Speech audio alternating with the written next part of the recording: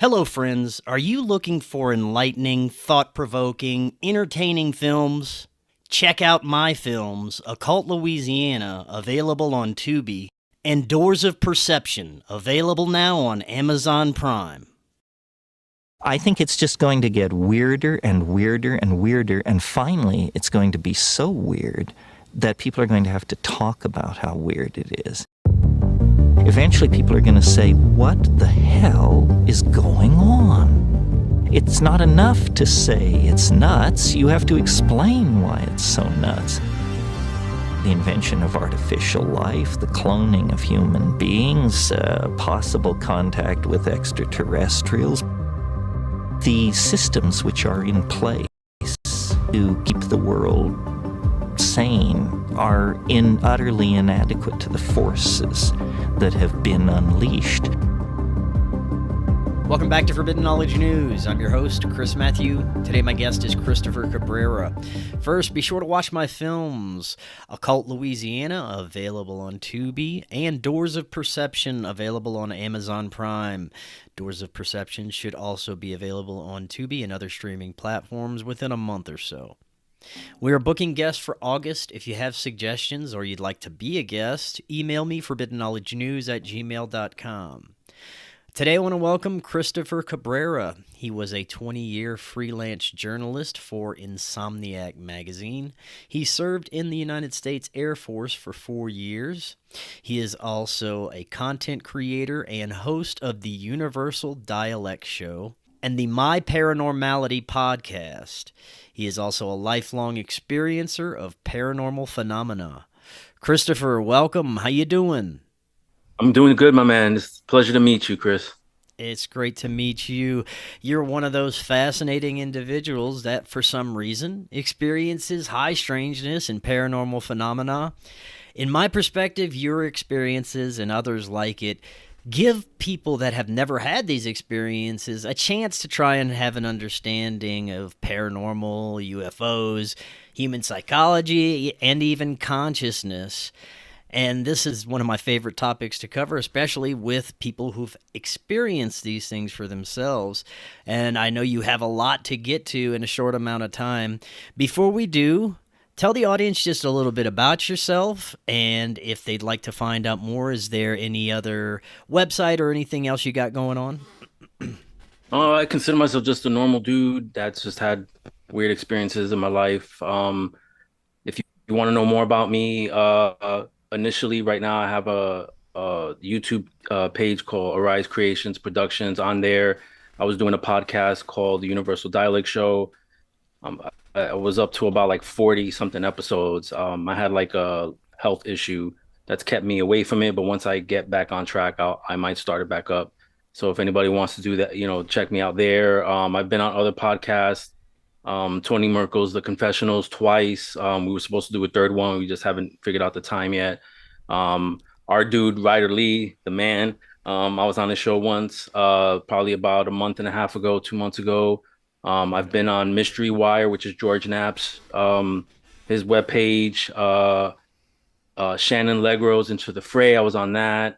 Another friend of mine, Nomar Slevik, I Want to Believe, I was on his show. So I've been around, so if people want to find out my story a little bit more in depth, in case, we don't have time here, they can check those out. Right on. Well, if we don't have time today, I'd definitely love to have you back on and get into more, because it sounds like you've got plenty to discuss. So Right. Let's start out with where this all started for you. How did this all begin? I know you said from a very early age you were having experiences, right? Yes, sir. I'm originally from New York City. I was born in '73 in New York City. And at the time of me starting to notice these experiences, I was living with a single mother at the time, and I had a older sibling, my sister, and a younger brother. And we were living in the Bronx at the time. And this is the '70s. So, economically, the world was taking a hit, particularly New York City. So we were living in like really like harsh times. So anyway, it all started with like seeing like these shadow things. They call them shadow beings, but I think that's a misnomer because they don't always take the form of a being, like, torso, legs, arms, somewhat of a head. They take on like these anomalous shapes. And I would see them when I was a kid, not knowing what they are. It would scare the crap out of me. I would bring it up to my mother or, my sister, any adult, and, they would just like tell me, oh, it's your imagination or you're dreaming. Um, I'm not re a religious person, but growing up, we were like pseudo Catholic Christians. So if you had to lump it into something, it would be the demonic or ghost, something like ghost or, some sort of apparition. Um, so that was like, the extend of my like vocabulary. Like I would label it like a ghost or some sort of demon, not knowing what these things were. And so that's pretty much been a constant, like pretty much my whole life, even to today. So that's kind of where it all started. Right on. Now, let me ask you, when you encounter these shadow beings or have any profound experience, is there a change in your consciousness state? Do you feel like you're slipping into some sort of altered state, or is it just they appear and everything else is just as it was before? It's never the same, Chris. Mm. It's different. So sometimes I could be in a dead sleep and just wake up for some reason and just have an uneasy feeling, and then these things appear.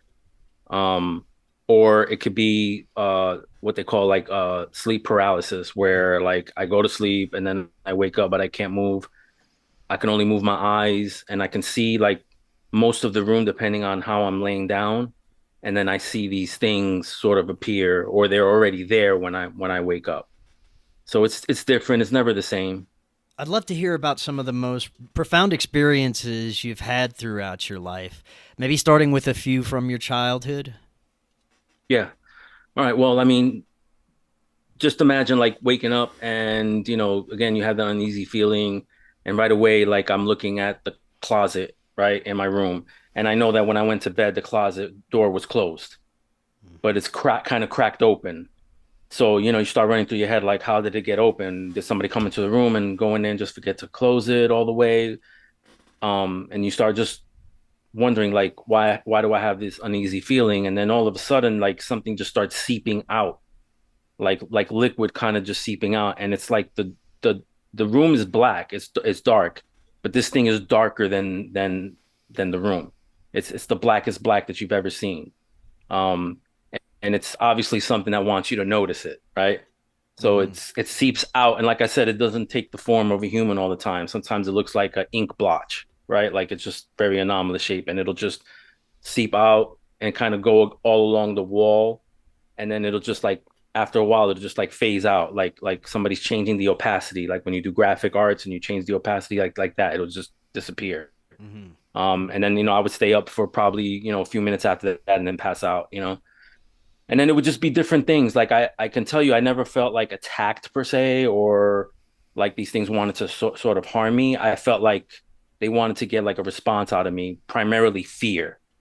And if anything, I felt like they were drawing off of that fear, like they were siphoning some sort of energy off of that fear. Mm. Um, and again, I'm a little kid, so my vocabulary and my intellect is, and my maturity, I'm not there yet to kind of be able to put these puzzle pieces together. It's not until years later, experiencing this, that you kind of tend to put these puzzle pieces together. But those are the primary experiences.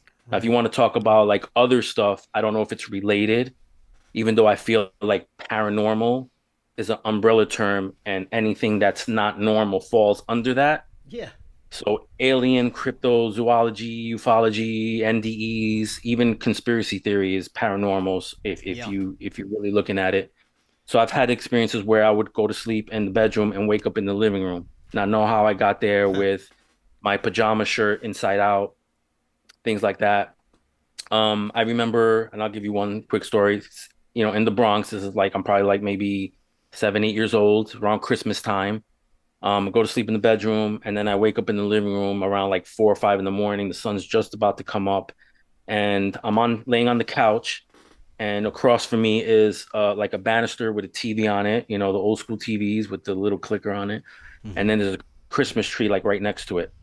And for some reason, I kept staring like at that Christmas tree and the wall adjacent to it.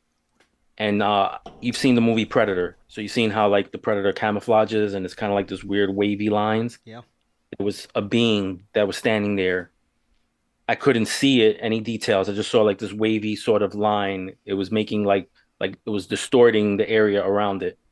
And it was just there, like kind of like staring at me, and I'm staring at it, and then eventually it just disappears. Wow. So I had instances like that. That's crazy. Were most of your experiences perceived to be negative, or did you have any positive types of experiences? None positive. To me, I can't really like if the whatever this is, if it's sentient, it must know that like it's intruding on other people's privacy, so to speak. It has to know, right? Even if it's curious or whatever. So it has to know. Hmm. So to me, that's not positive. Like just to have somebody in your house that you don't know, um, just there, you know? So I don't take it as positive because every time that I've had these experiences, it's uncomfortable. And at the point like where I'm at now, it's more annoying than uncomfortable or scary. It used to be Hmm. scary when I was younger because I was a kid, but now I'm not even scared anymore. I'm more annoyed when these things Right. happen. I understand that you have some military experience, United States Air Force. When looking back at all of the experiencers, abductees, contactees that I've had on my show over the year, there's an overwhelming similarity of these individuals having military experience either later in their life or someone close in their family being in the military or involved with the military. I still couldn't tell you how it correlates, but do you have family members or anyone close to you that was in the military while you were growing up? Not that I know of. Oh, well, my mother's father was in the military. Mm. Um, so my grandfather, he was in the military. He fought in the Korean War. But I mean, I didn't have like a relationship with him. So I don't know if that really correlates. Mhm. I just know that my mother told me that after the war, he was a different person. Right. So, Right on. I don't know like if that's a correlation, you know. I just found it interesting how many people who either have paranormal experiences or even UFO experiences later in life either join up in the military or have family members in the military. Do you think there was any correlation between you joining the military and the experiences? It's how do I break this down? Because I like we only have a certain amount of time, so I'm trying not to draw too much stuff out. You're fine, But man. You're good. but I think it's good for me to like kind of go into detail for people to understand. Yeah, yeah. When I joined the military, it was only because I was at a point in my life where I'm married, I have a kid, and I'm not really doing much with my life. Mhm. And I had a pretty good support system. I still do. I have a really good support system. So my father-in-law, between my father-in-law and the boss that I was working for at the time, because he was ex-military, were telling me, you're wasting your life essentially. Like you have a family, you got to start doing something. You should join the military. So I follow what my boss primarily said because he's ex-military, and he said most of the jobs in the Air Force, it's not guaranteed. I'm not saying this like Air Force is better than the other branch. They're all collectively great. But he said the transition from military to civilian is easier with the jobs in the Air Force than the other branches. So he's like, I would suggest you join the Air Force. So I went to a recruiting station. I got a sponsor. We did the whole thing, the ASVAB, all that, going to MEPS, take my physical. And according to my test scores, it was really good, and I was able to be able to pick certain career fields that I felt like could transition well into civilian life if I were to either stay in the military for 20 and leave or just do whatever my 4 years and get out. So I picked one, and it was called a nuke surety inspector. And basically what I would be doing is I would be traveling all over the world to like areas that have, nuclear bombs and, dealing with like nuclear energy. And I would make sure that they're holding up to the standards, safety, measures and all of that. And then when I got out, I can join DOD. I can just do a lot of different jobs. So I was supposed to leave in August of '98, like after my birthday, because my birthday's in August. But I got a call from the recruiter, and he said, "Hey, they opened up a spot. You can leave early. Get in earlier and get this kind of, your basic training and your tech school done early," which I found weird. Like that just came out of nowhere. But if I was just having a conversation with you, probably wouldn't really be weird. Oh, they had a spot open, so you take it. So I took it. So this is where it kind of gets a little bit weird. I don't know why these things happen to me, but they just tend to happen to me. So I joined the military. I go early. Okay, I go through my basic, and then tech school, essentially because I was a cop in the Air Force security forces, is basically an extension of basic. So you're doing basic for extra time, right? Rather than if you do admin, you do your basic, you know, deal with all the bull crap, and then now you're in an office with AC. I wasn't doing that. I was out in the field training. So while I was in tech school, I had like a bunch of weird things happen to me. I saw a UFO slash UAP with another person I was training with, and I saw some dark figure at this camp that we were training at, like real late at night, like a tall, dark figure that I can't say what it was, because I'm about definitives. I'm not gonna like just speculate, but it was weird. And so once I was done with tech school, I was supposed to get my duty papers to go to whatever station. Now I was being told that because of morale in the military, and at that time we were in it with the Middle East, that they were sending even married soldiers to like red zones, like South Korea, places like that. And because the time frame of them staying there for a certain amount of time without their family was bringing morale down because you got a husband who has a wife and a kid and he hasn't seen them for like 6 months to probably a year. So they started to change that. And if you were married and you had a kid, they try to send you to a station where your family can go with you. And then if they need to send you somewhere, they send you where they got, they send you, overseas or whatever. Mm. So instead of just leaving right away, I stayed an extra 2, 3 weeks waiting for my papers to come through. Now, when you sign up for the military, they give you a list of the places that you'd like to go. Not one of those places was Nellis Air Force Base in Las Vegas, right?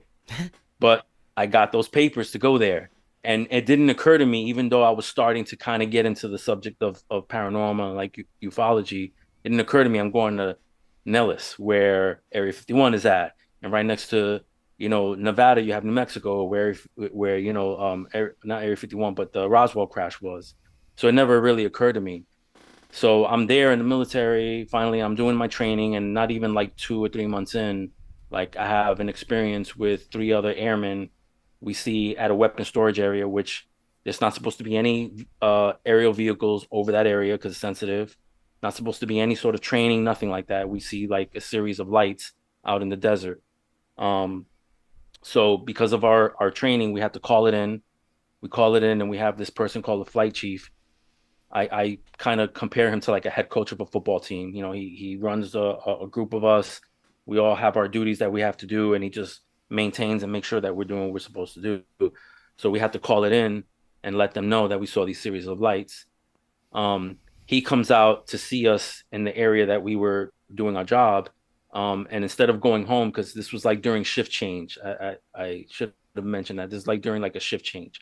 He stopped shift change, like he put a complete halt to it.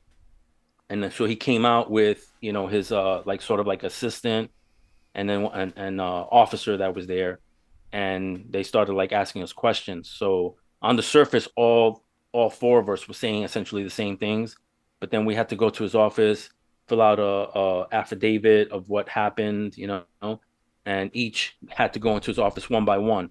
I don't know what the other people said because I wasn't in there with them. All I know is at the very end of it, he told us this never happened.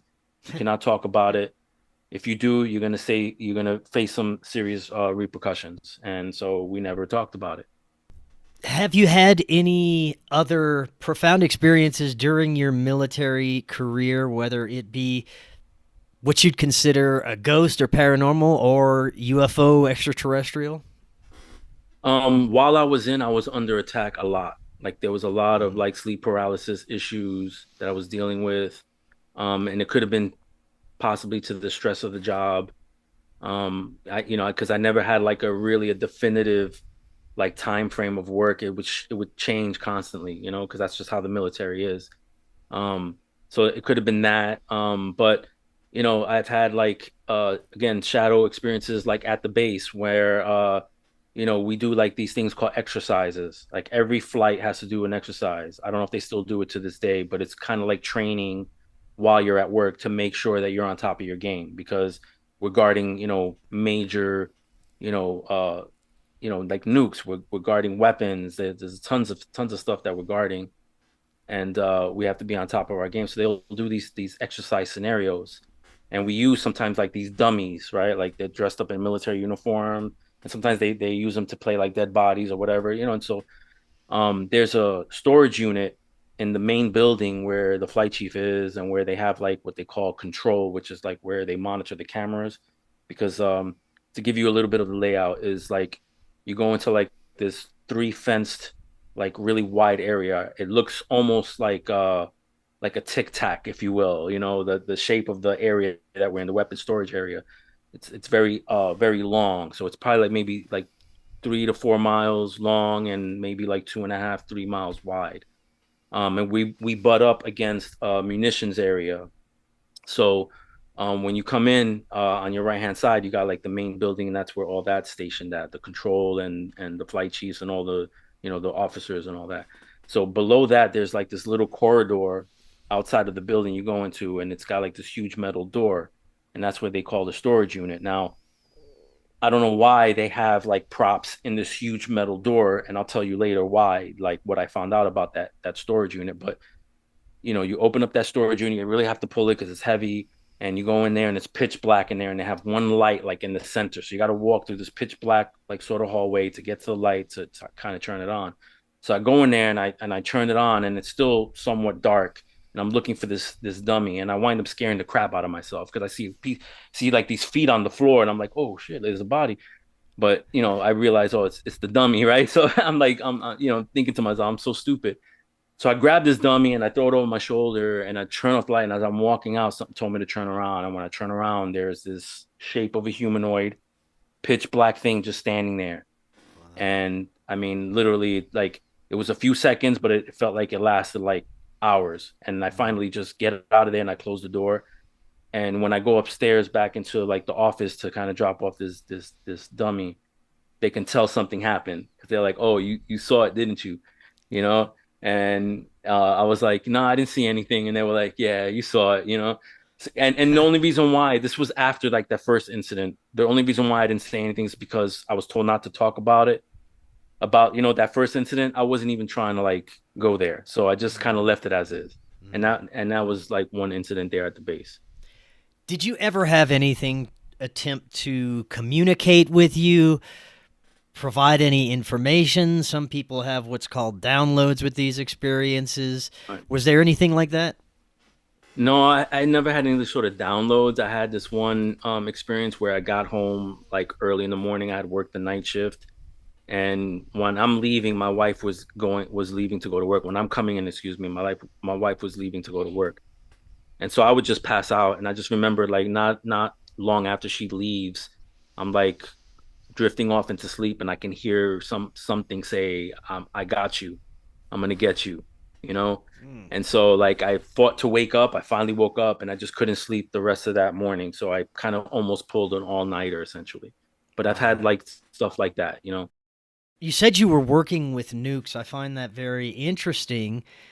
When you look back at the stories of UFO encounters that involve nuclear military bases, some kind of interaction with the nuclear equipment, whether it's disarming the missiles or something along those lines, there seems to be this interest between whatever these beings are and nuclear sites.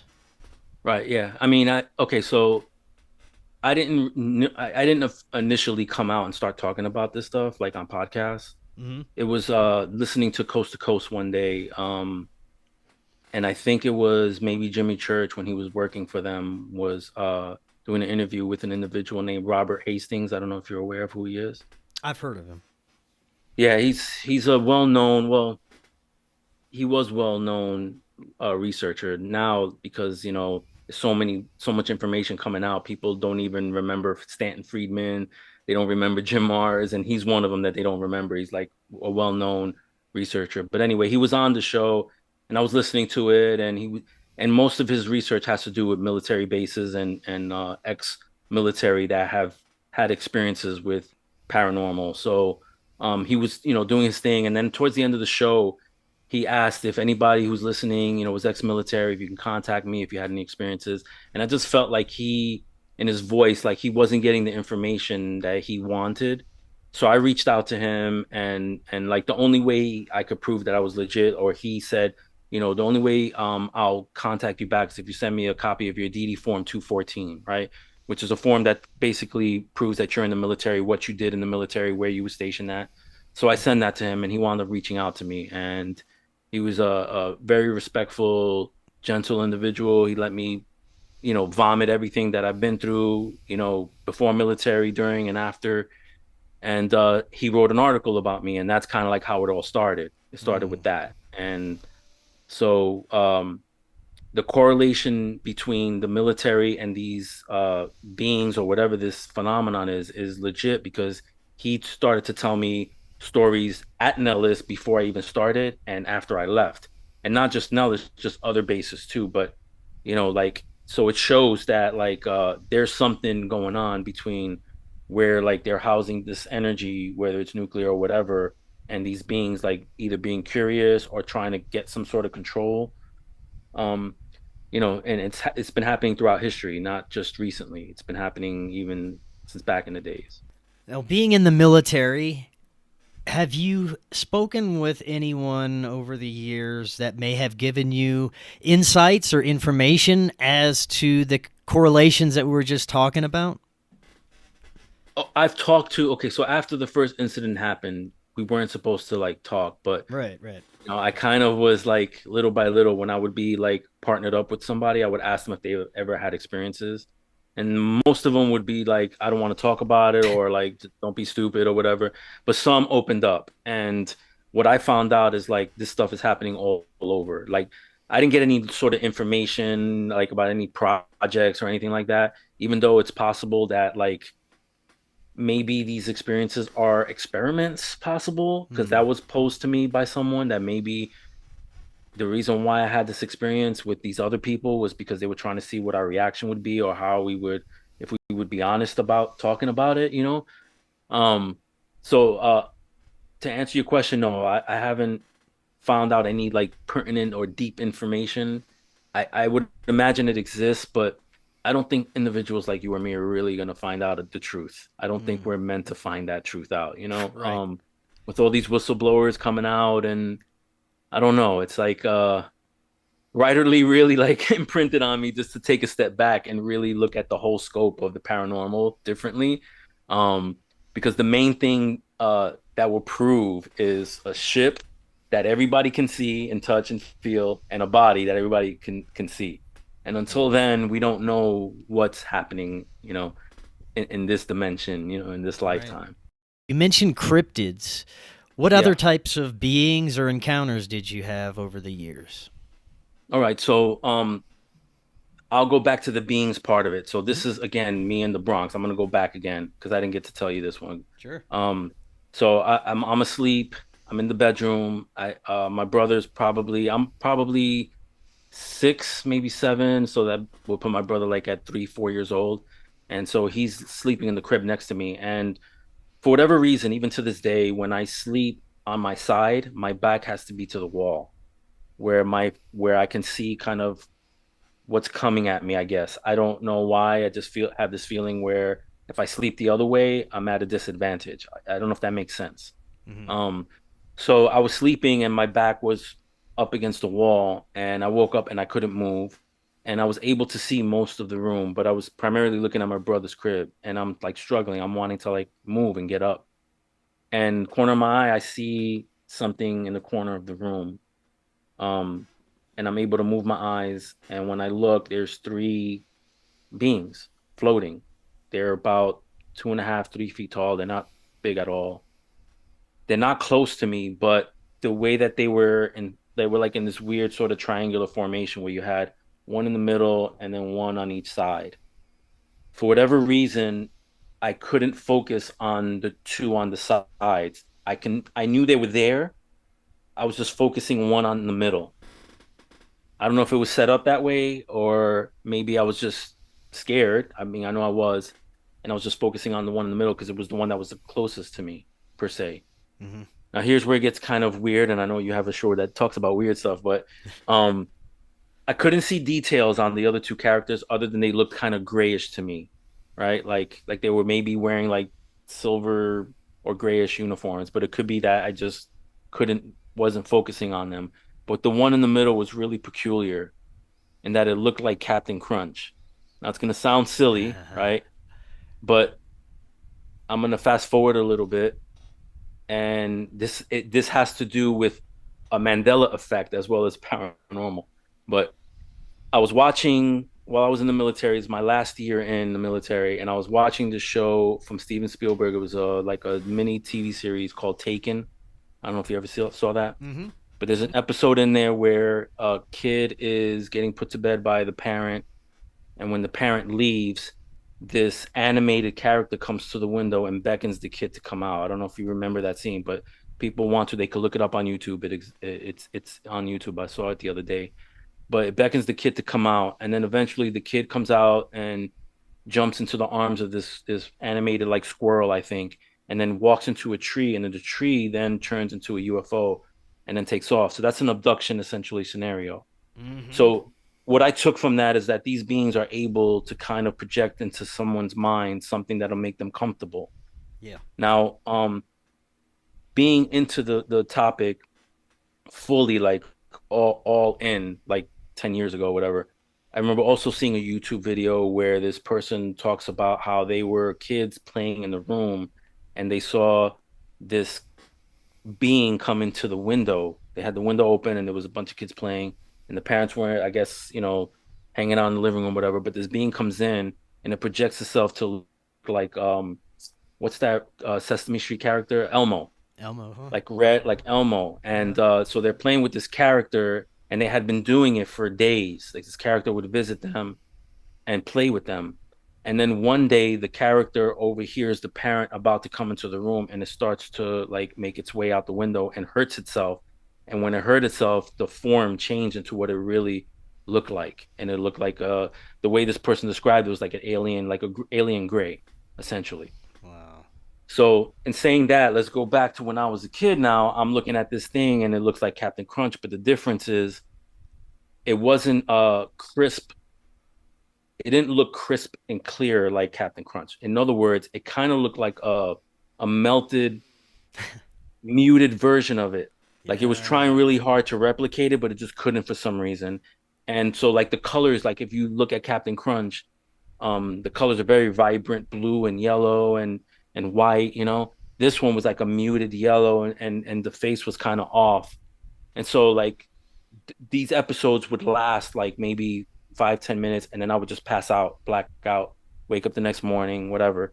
And it happened for maybe like a series of months until we eventually moved into a newer apartment, and then it stopped. I've had incidents like that. Do you have any memories of these beings attempting experimentation, medical procedures, or even taking you to different locations?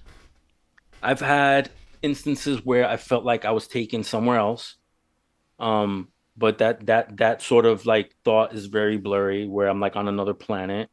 I've had where I felt like there was an attempt to abduct me, but not like my body per se, more like my spirit, right? Mm-hmm. Um, and I don't really hear many people really talk about that because like when you hear of abductions, it's usually physical, like your body being like levitated and then you go through a wall or through a window, or you're out walking and a craft hovers over you and then you wind up getting taken that way. But for me, I felt like my body was still in wherever I was at, laying on the couch or on the bed, it was still intact, but like my soul was being lifted from my body, and I'm fighting to not allow it to happen.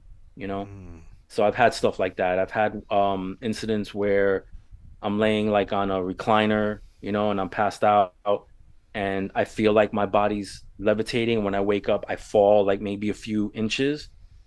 Like I could feel my body fall a few inches. So, I mean, I've had stuff like that. Wow. I've like so many things. It would literally take hours and hours for me to just kind of just vomit everything that I've been through, like honestly. And I don't Yeah. know why. Like I know the next questions might be like, why do you think? I really do not know, Chris. I have no idea. I have not been communicated by any sort of beings to give me any sort of information. Um, just to go back to like my podcast, I interviewed two separate people. Just to give you an example, one considered themselves an abductee, and then the second one considered themselves a contactee, and there's a difference between the Hmm. two. I sided more with the abductee than I did the contactee because my experiences weren't like, kumbaya. I wasn't like told any pertinent information about how to save the world. And there's no disrespect to people that have felt like they've had these sorts of experiences because everybody's experiences are their own, and I have no right of taking that away from them. But I just side more with the abductee where it's negative experience, where I'm being put in situations I did not ask for. Hmm. That's basically how I feel. Right. Let's move forward to what you would understand as the cryptid experiences. I do want to Right. hear your overall understanding, at least where you're at now, of what the possibilities. We'll go over those, but let's talk a little bit more about the experiences before we get to that, starting with the cryptids. Okay, so um my first and I call it cryptid because of the Hmm. behavior. It's all basically for me the behavior. I didn't see anything initially when I first started having this experience. I did have something later on, and I'll get to that one. But it's when I first moved to Florida. So I'm originally, like I said, from New York City. So I'm from the concrete jungle, and I go from the concrete jungle to like the swampland. Because basically, and you're from Louisiana, so you know that Louisiana, Florida are essentially swamps, and people just decided, Yeah. hey, let's live in a Yeah. swamp. That's basically what it Yep. is. So every Florida's riddled with like all these little like plots of like swamplands, some bigger, some smaller. You have like the Everglades and whatnot. So I moved to a town called Kissimmee, which is on the outskirts of Actually lived there Orlando. for about 5 years myself. You did live in Kissimmee. What years? Can This you tell me? was between 2001 and 2011. Oh, wow. So you were out here for a Yep. while. I was out there for about 10 Okay. years. Right, man. I could have met you, man. I probably did meet you. I don't know. Okay. So you moved in right when it started to kind of Kissimmee started to get a little bit more populated and started to change. But when I moved in '89, it was slightly populated, but it still had its rural Mm. areas, and it still was primarily a swamp. It wasn't as developed as it was when you probably were living there. So anyway, so I go from New York and I come to Florida, and it's like a culture shock for me. And I was in high school at the time, so I used to walk this one particular route to go to school, but there was a problem in that I was showing up late to school constantly. It was pretty populated route that I used to take. I used to see 7-Elevens and apartment complexes and housing developments, but it was just taking me too long. And so I asked some of the locals, like, hey, is there another way, a shortcut that I can take in order to get to school faster? And so they provided me this route. And so I started taking it. The only problem is that it takes you down this road, and it's probably maybe like a 3-4 mile stretch of just a road, ongoing and oncoming traffic. You have maybe maybe feet of grass, no sidewalk, and then an embankment that goes down to catch the water whenever it rains, because it rains all the time in Florida, and then nothing but a wall of like Mm. swamplands. And uh, because high school started earlier than most other schools, elementary and all that, like I was literally leaving the house when it was dark, and by the time I got to school, the sun was just about to come up. So I would have to walk like this long, like sort of moist, what I call moist route, because it was constantly wet. I would get my sneakers wet, my socks wet. It was horrible. But for like a week, everything was fine. I was walking, and I was a little like worried, like something might come out of that swamp. I heard that there was gators in there. Sometimes, feral dogs and stuff, and even homeless people that I heard would live in there. So like I said, the first week I was walking, I was fine, I'll just go to school and whatever. But after about a week, I started to hear like something like tracking me, like following me in the same pace. And at first, I mean, I'm not even thinking paranormal. I'm not even like fully into the paranormal at this time. To me, I don't know what skunk ape is at this time. That's not in my vocabulary. Bigfoot is something from the Pacific Northwest, so I'm not even thinking that, you know. I'm thinking it's either an animal or it's a person, like a homeless person. So I just would continue to walk. It would like sort of pace me up until a certain point where I would hit like this sort of like housing area, and then I would just continue on. There was a couple of times where I would walk, it would start following me, whatever this thing was, and then I would stop and it would stop like seconds after me. So it wasn't stopping exactly when I stopped. So and then I would continue to walk. And then I would yell out like just to see if it was a person or not. Now, granted, where I was at, I had no protection. I had no place to run because if I ran across the street, it was the same thing: 5 foot of grass, an embankment, and a wall of nothing but swamplands on the other side. And during that time of the day, there wasn't a lot of traffic on coming and going. There was very few cars that would come and go. So I mean, I was pretty much by myself. So if anything was to attack me, I'm at the mercy of whatever it is. So I would yell out and I would not get an answer. And to me, I found that peculiar because to me, usually a person once they get found out that they're, following someone else, they would make themselves somewhat known or run away. Oh, this guy knows I'm. And I wasn't a big dude then, I was still like a teenager, still lanky and whatever. I wasn't like super strong. So I mean, I was at the mercy of whatever this was. So this continued for literally like maybe 4 or 5 months Wow. until I decided to take the other route again and leave the house even earlier, just so I wasn't late. But what I noticed, and this is what keyed me into like this was something that had intelligence, was as you're walking and you see this wall, every once in a while it would open up and you see like a trail, right? I was told never to walk down those trails as a shortcut because sometimes that would lead to like retention ponds and gators, blah blah blah. And then like they said, there was homeless people in there and you can get like robbed or worse, and snakes, whatever, stuff like that. So I was told never to take that as a Mm. shortcut. But I would walk by and I would look down, and right as this thing would possibly show itself, if it kept moving, it stopped right before. And then I would just wait for a few seconds. Okay, so I don't see anything, and I would continue to walk and pass it, and then it would cross over after I was gone, and then continue to follow me. So whatever it was had intelligence. Yeah.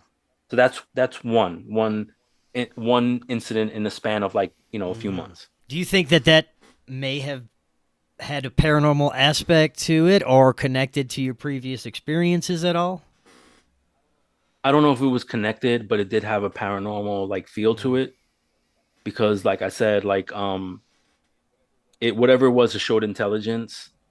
To me, an animal would have showed itself. It would have, if it was following me, it would have crossed in the path of that opening, and I would have seen what it was. Right. Whatever this was new, it didn't want to be seen, and it didn't want me to see it, and it just kept following me. It was Mm. interested. I felt, if anything, I felt like it was interested in me.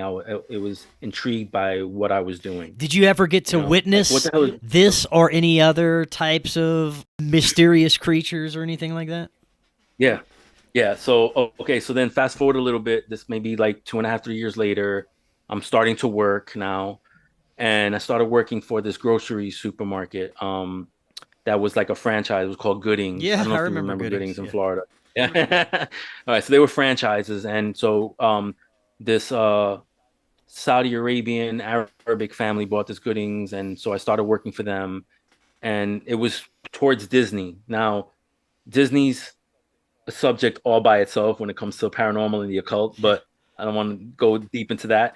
But the land that Disney's on in that area is very, very dense. Like Disney itself, like I wouldn't doubt that they have skunk apes on that property because they just have deep, deep woods in there and swamplands in there. But we were close to Disney, the supermarket, and we also had dense woods behind the store.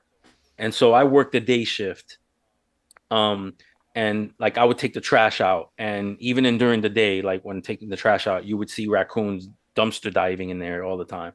And so the night shift, I would overhear them when they come in talking about how weird it was at night back there when they would have to take trash out. Like they felt like they were being watched. Mm.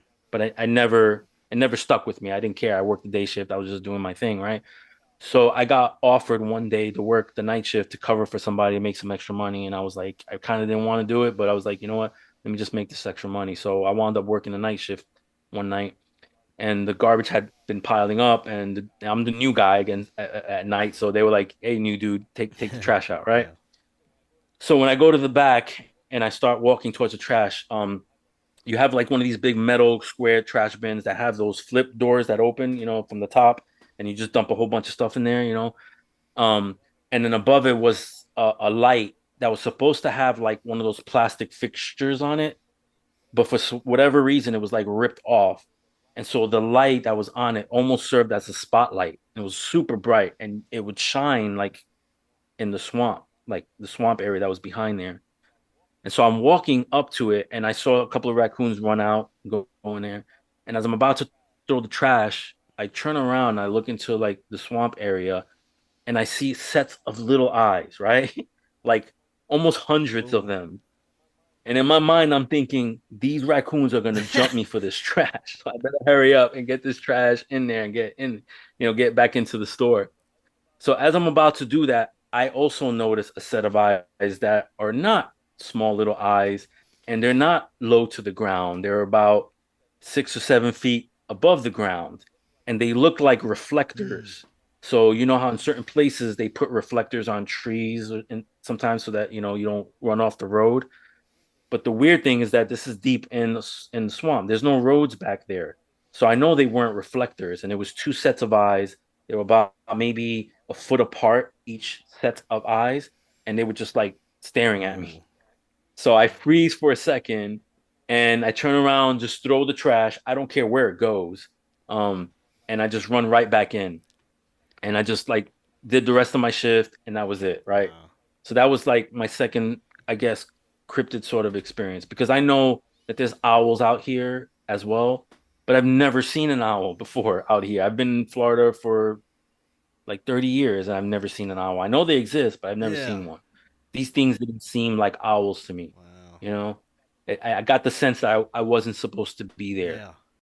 Fast forward to now. What types of Okay. experiences are you having during these times? Okay, so let's stay on the cryptid thing. So this happened to me about a year and a half ago, 2 years ago. It's a daytime sighting, which is extremely rare. I'm coming home from work. So um, this is probably like spring 2022, around that time. I'm coming home from work, and I'm the type of person that I take the same route to work and I take the same route home unless there's an issue and I have to kind of deviate. I'm just weird like that. I'm patternistic like that, and I even know which lane I'm gonna be in at any specific time. Like I just do things the same. It's just how I'm built. Maybe because I'm part autistic. I don't know, but anyway. So I'm on my way home, and for about a week they had been doing construction. Now anybody can look this up if they want to. I'm gonna give like areas. I'm on University Boulevard in Central Florida. University Boulevard normally leads to the UCF like uh Mm. campus. So my house is not too far from there. So I'm driving down University Boulevard headed towards UCF, and they're doing construction. They have been doing it for a week, and I was just getting kind of sick of it. And so I'm about to come up on this street called Dean Road.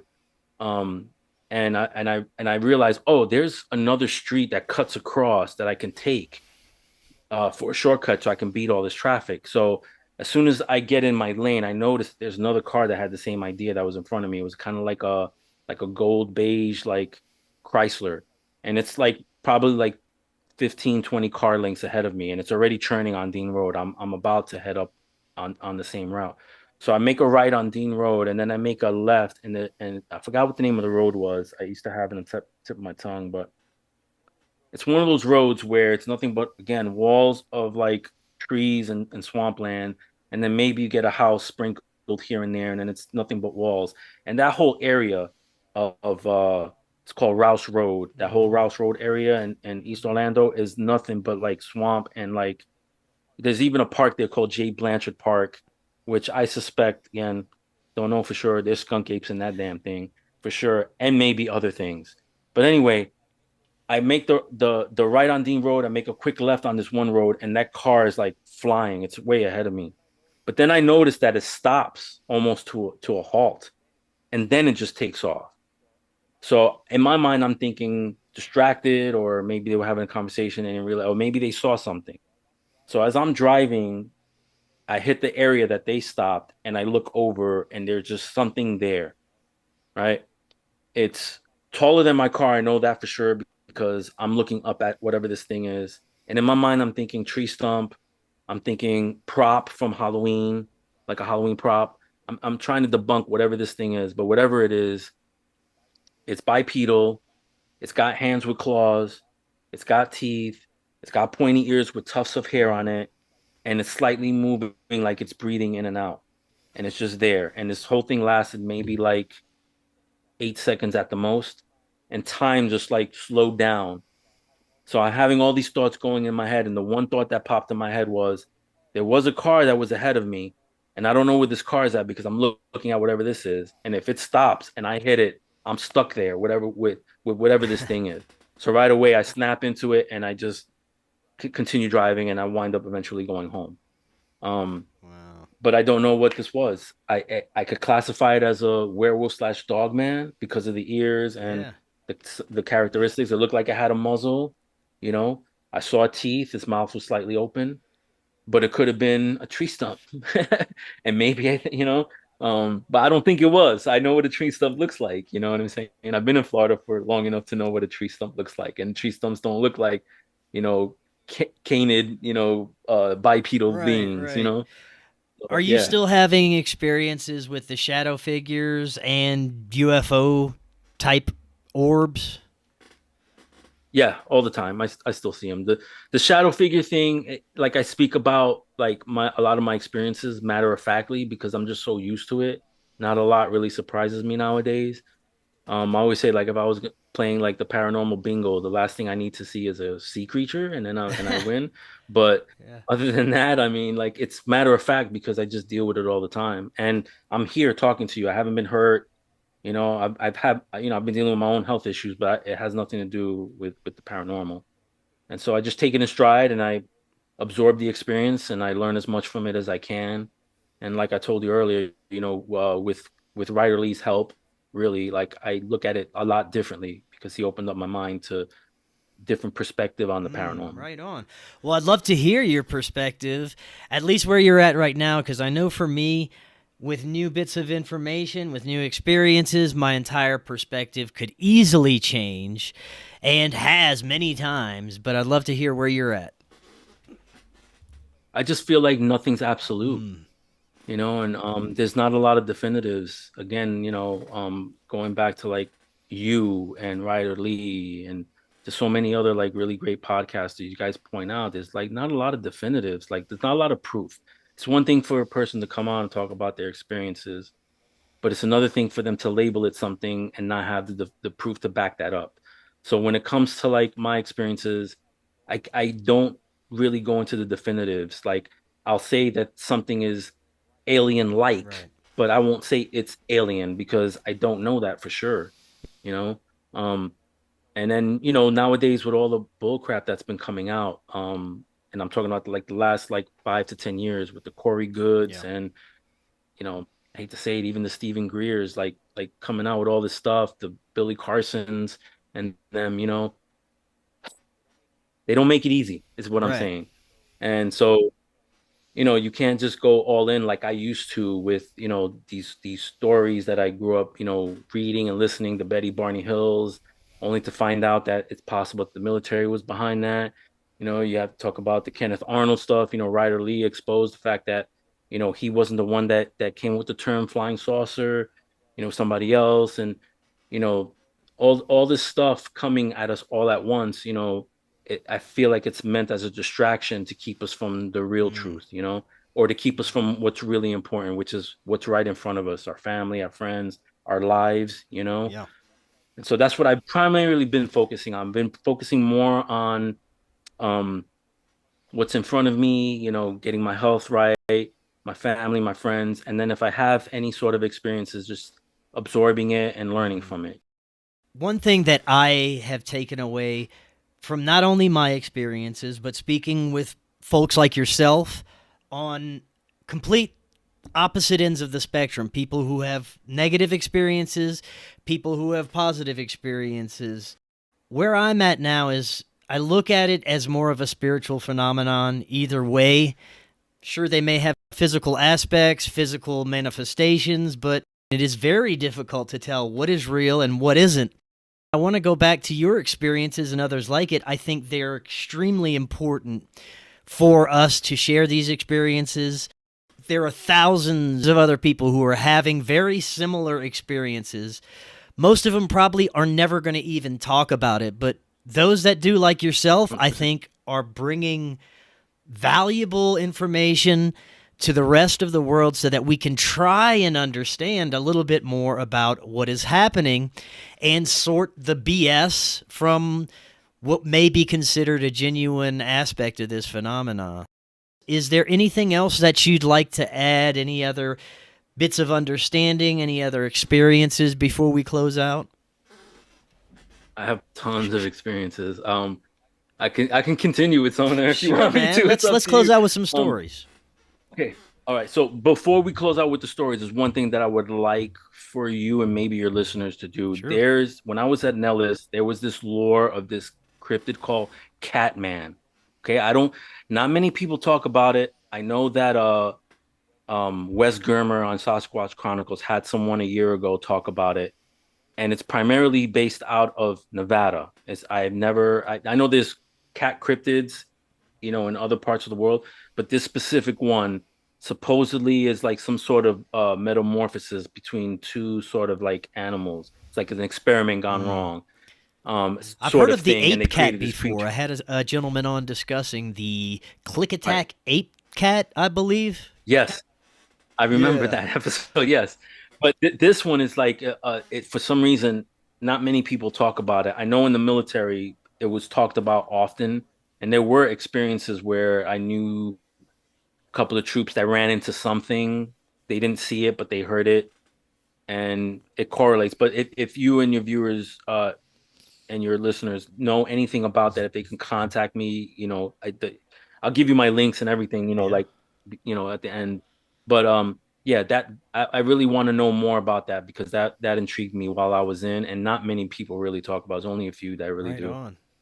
In my opinion, I think it's a misidentified dogman, but I could be wrong. I just feel that Right. way. Anyway. Any experiences that may indicate engineered chimeras, genetically modified creatures? Oh, okay. So when I got to Nellis, right, and I was starting to get to know everybody, and they started talking about this Catman thing, the lore behind it was that Catman was essentially this experiment to create this weapon, Yeah. right? Almost like how I believe Stalin was trying to create like these ape soldiers, right? Back in the Right. days, Right. something similar to that. And I don't doubt that it's probably being done. I just don't doubt that some faction is trying to do something like that. But what I heard was that at uh, Area 51, they had this sort of fenced fenced in area built for this creature that they created. And what they would do is they would put animals in there to watch it hunt and just to watch, just to take notations down to see what they can mess with, I guess. And the person that built it was a contractor. He didn't work for the military. He was just contracted to work on different projects, and that was one of his projects. And apparently, he got called in to go and fix the entrapment, so to speak. And when he got there, he said it looked like something had busted out. So apparently, this thing had escaped, and that's the creature that they call Oh, wow. Catman, essentially. Right. You said during recent times that you aren't really afraid of the phenomena, it's more annoying. Do you find that affects the phenomenon in any way that maybe it doesn't have the same veracity, maybe it doesn't appear as much now that you're not giving it as much energy? Do you find any differences there? Yes, I do. Because again, like being into the topic and you hear so many stories, you'll hear people and their like attempts at communicating with whatever it is, right? And so like the notion is that they read Mm. minds. They communicate telepathically, right? And so when you're in a paralytic state, you can't talk. So it's all your mind. And so as I know, like initially I was scared and I was just trying to wake up and get out of it or whatever the whatever state they had me in. Then it got to the point where like I was like, oh, if these things communicate telepathically, then they know what I'm thinking and can't say the words on your show, but I would curse them Mm. out. And it got to the point where like now where like if I feel like I'm slipping in there, I just in my mind like I'm tired, guys. Can we just like not do this, you know? Can I just get my sleep, my rest, please? I appreciate it. And then if I feel like it continues on, then in my mind I will curse. And then it usually stops. It hasn't happened like as often. It just happens periodically every once in a while. And it's not like I try to look at it like maybe I'm too tired. Maybe it's something that I did that like during the day, like I worked out or something, and maybe that I'm just too tired. Or maybe I dealt with a stressful situation at work. And it's not that. It could show up at any time. So there's no indicator of when these things are gonna happen. They just kind of happen. And I just learn to deal with it. That's it. As long as I'm not hurt and as long as I wake up the next morning or whatever, I'm fine. I'm good with it, you Right. know? Um, I've even invited, like I said, telepathically, like if you guys really want to, like, are you guys interested in me? Like, let's get to know each other, like on a personal level. Let's sit down, and have lunch or something. You know, like I know it sounds silly, but it's like I'm trying to like maybe establish some sort of communication or create some sort of rules between me and whatever these things are to let them know like what they're doing is not good the way that they're doing it. Mm. You know, like I'm not comfortable with the way that they're doing Right it. on. To close out with, is there any other understandings that you'd like to share, experiences, or advice for people like yourself who may not know how to begin dealing with some of this stuff? I mean, it's tough really dealing with it, but I would talk to people that you're comfortable with, that you know aren't going to judge you. Um, like when I first started talking with Robert Hastings, and then after I did the confessionals with Tony Merkel, I realized, okay, there's an opportunity for me to show people that they can come out and not feel scared or ashamed. I mean, you're gonna get judged anyway. We're humans are judgmental by nature, but it's good to kind of get it out of your system. You know, not to be afraid, essentially. It's not, there's nothing to be ashamed of. This stuff happens to millions of people, and it's not recently. It's been happening since the beginning of time, you Yeah. know. Um, and just don't be scared of it. Just come out and just be honest. That's number one. Be truthful. Don't add anything to your experiences, and you'll be fine. Right on. Well, Chris, there's so much more we can go over. I'd definitely love to hear more of your experiences in the future. Before we close out, remind the Yes, sir. audience the best way that they can find out more of those links that you were telling them about earlier. If you go on YouTube and you look up Arise, Arise Creations, productions, you'll see like a Black Phoenix. That's my page. I have two sort of shows on there. One's an interview show called the Universal Dialect Show. I mean, I've had Ryder on, I've had Daryl Sims on, I've had Michelle Gibson on, I've had all different types of people. It's kind of a glimpse into like the type of person I am, and how I think and the things that I'm interested in, art, all that stuff, music. And then I have another one called My Paranormality, which is like stories that I've gathered of people's accounts and again, different things, cryptids, ufology, whatever. You can contact me that way. There's an email there. If anybody wants to, maybe get on the show, because right now, like I said, I'm dealing with the health issues. That's something else we could talk about later because I know you delve in conspiracy theories. I feel like my health issues have to do with what happened 5 years Mm, ago. I don't want to, mess up your channel right now by talking about it, right. but like, yeah. So once I feel like I'm at a better health, I might start the podcast again, and I would love to have you on. I mean, I think I reached out to you one time, but I don't Sure, man. remember. I'd love anytime. Just let me know. Yeah. Yeah, man. Well, Yes, thank you sir. so much for sharing. Like I said, we'll definitely have to have you back on. There's a lot more we can get to. Plus, I'd love to hear about your experience that you were just alluding to. So, plenty more we can get to. And until next time, everyone, have a wonderful evening. We will definitely be talking again tomorrow. We'll see you then.